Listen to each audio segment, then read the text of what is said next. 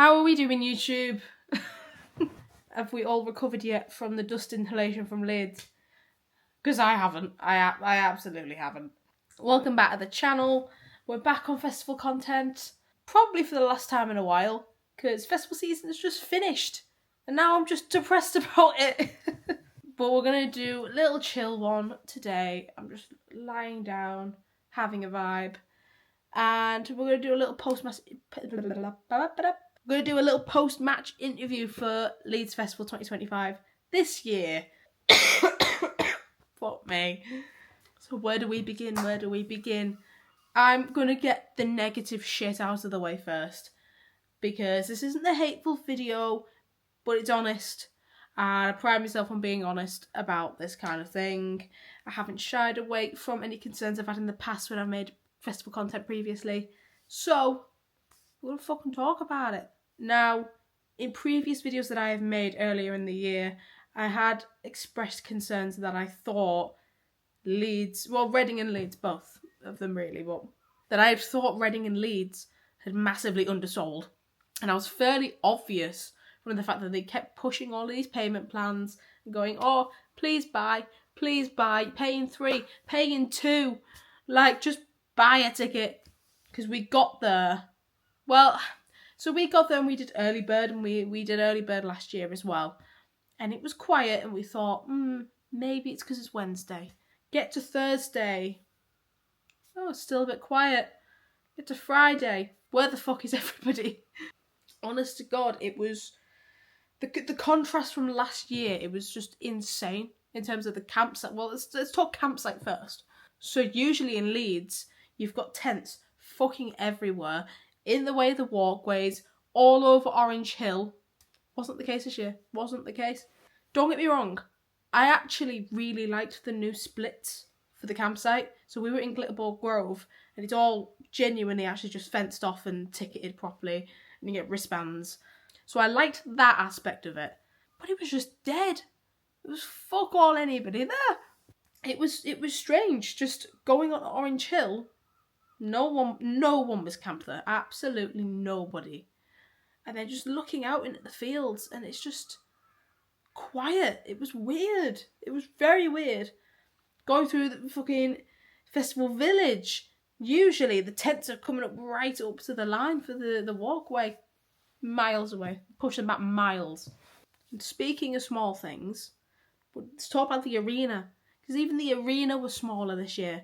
You notice it straight away. As soon as you get through them barriers, you notice it straight away when you walk in. Last year there was a massive fairground ride there. This year was a big old empty space because they'd moved it into the centre where all the dodgems and the waltz and all that kind of stuff were. Yeah, that main fucking spinning upside down fucking whatever the fuck it is left a massive empty space in the middle. Then if you go over to Chevron, last year on the right hand side of Chevron was a load of toilets. Were they there this year? No. So I don't know if maybe they had been moved somewhere or there genuinely actually just was less toilets this year. To me it felt like there were less. But I'm not the type of person to go around counting toilets, so and I've got to be honest with you. My friends got some gossip from some people who worked at Oxfam. And I'm not going to repeat what they said, because I am not getting fucking sued from Festival Republic. Absolutely not. But have a guess where all the money for this year went. It wasn't on the arena. It's actually quite tragic, to be honest with you. Speaking of tragic, Travis Scott. Honest to God, I don't know why he was booked in the first place, and I have expressed my disagreement about the decision to book him. Because I'm sorry, after everything that happened at Astroworld, whether he was charged for it or not, right? Why would you want somebody with a reputation like he has headlining your festival? And why would you go to it expecting a good show? So Travis Scott in Leeds, not that I went, I literally, me and my friends went to the Durr and then left. But Travis Scott came off stage, I believe it was 35 or 40 minutes early. Was he worth the money? Probably not. Honest to God, just watch the Astroworld documentary on Netflix if you haven't already. and I'm being deadly fucking serious about it. How anybody can support somebody like that is absolutely beyond me, and why anybody would pump money into allowing him to headline your festival, because honestly, there's more to Travis Scott than just Astroworld, and yes, there's probably more at play than just Travis Scott. Yes, Live Nation was massively involved in that as well, and I'm not going to pretend like it was all Travis Scott. But even his reputation for things like Lollapalooza before this, like, come on, he incites this shit, and we know that. And it was to a point where I didn't go to the after parties on the Friday night, but all of my friends did. And they came back early because they felt unsafe because of the kind of crowd that he sort of brings. And that sort of brings me on to my next point, that Leeds is starting to feel a little bit dangerous nowadays. It is. And I think a big reason for that is that there is a massive drug culture within Leeds. Now look, I'm not going to be naive. I'm not going to say that, oh, well, no one should be doing drugs at festivals, because at the end of the day, festivals are known for it. Somebody is going to do drugs. Somebody is going to bring them into the festival to do them, whatever. It's an inevitability. Doesn't mean I agree with it, but it's an inevitability. But to me, it's now starting to feel like Leeds is becoming more about experimenting with drugs than it is about going for the music. And to me, that's really fucking sad. And I'm somebody who works with addicts, in that I edit for a guy called Ice Bath Harry, who helps, others through addiction while he's going through addiction himself and all this kind of thing. And I'm quite heavily involved in that sort of world nowadays. And something I will say that Leeds have smashed is the fact that they do have NA and AA tents at the arena entrances. And they had regular 12-step meetings for anybody who was struggling with addiction.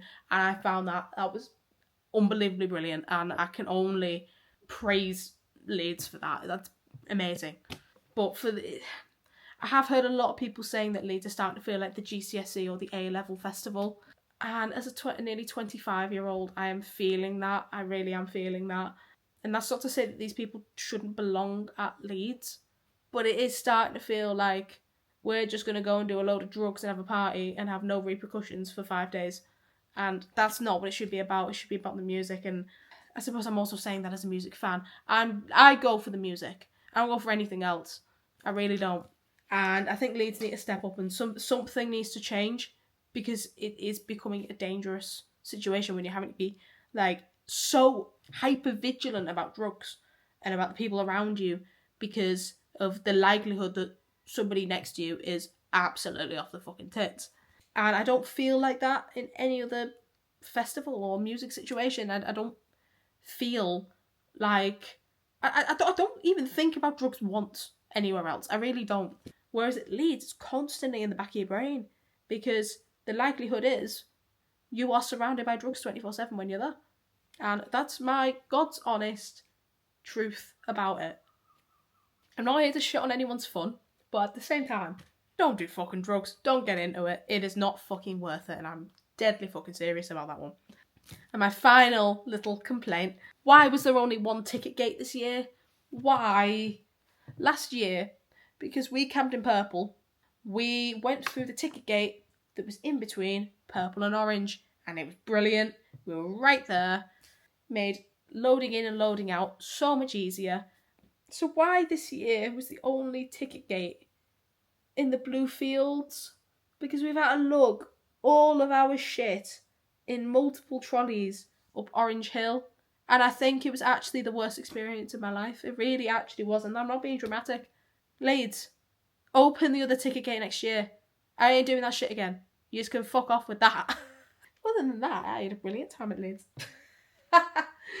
Right, we'll get on to the positive shit. I'll stop whinging.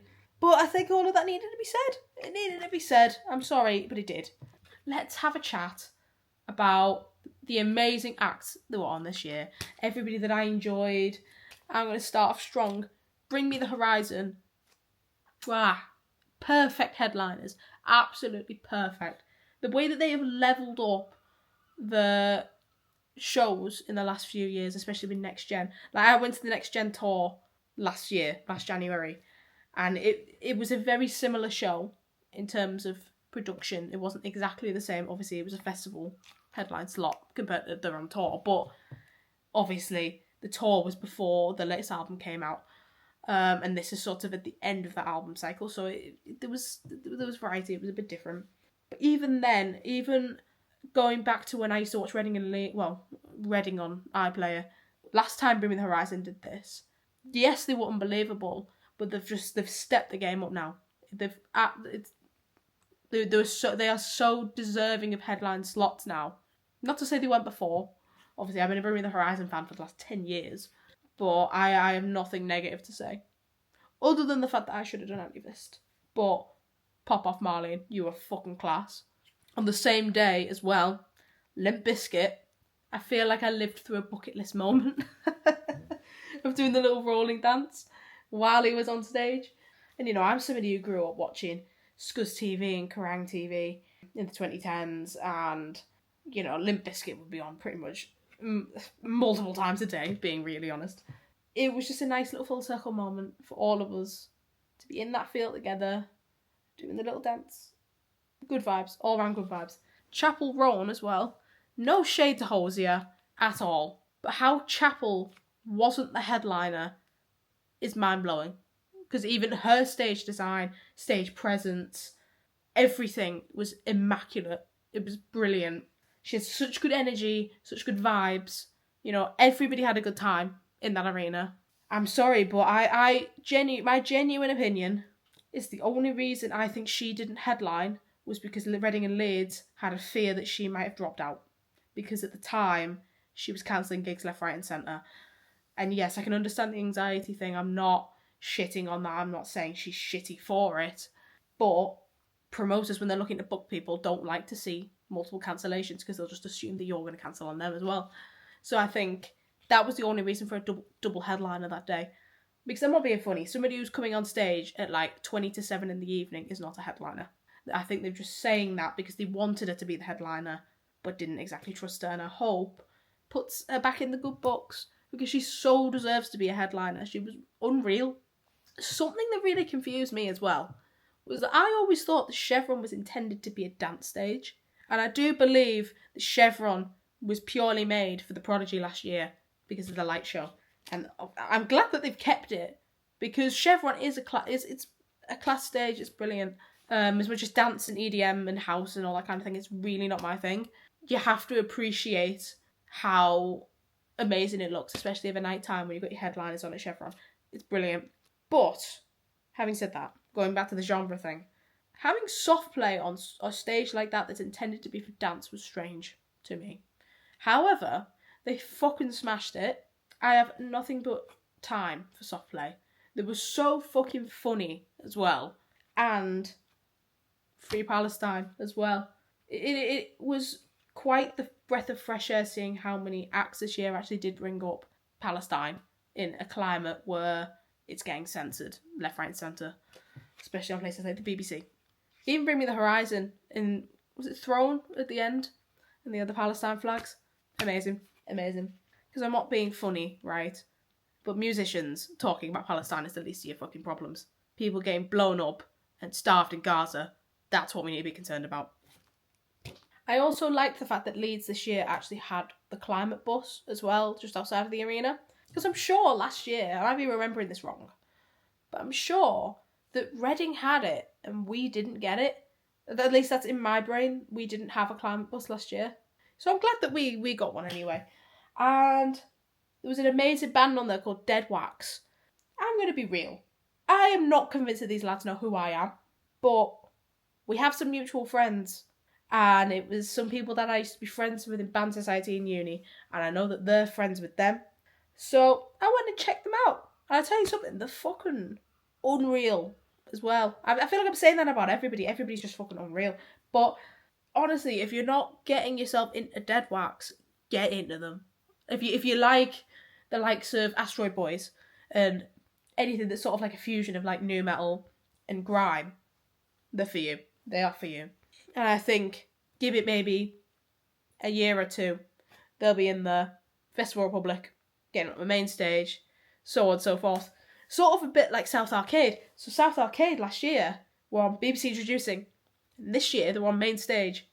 All within a year. So anything's fucking possible. I reckon Deadwax will be in that main arena soon. I really do. They're more than good enough for it. And I know that they've been getting a lot of push from people like Alex Holcomb on BBC Radio 1 and Kerrang Radio. So, make it happen. Make it happen, lads. And one really underrated one that none of us intended to see, but we ended up falling into, was Josh and Moyo in the Orcs tent. Like, I did plan to go to Orcs for a few different acts. So there was Jack Mate, on Wednesdays We Were Black.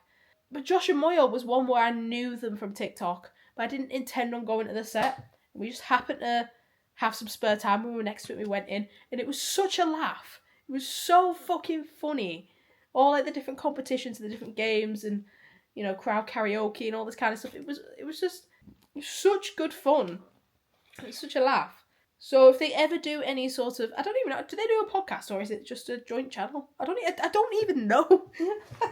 But either way, like if they ever do a tour or anything, I'd be inclined to go because it would just be a fucking laugh. It'd be good fun.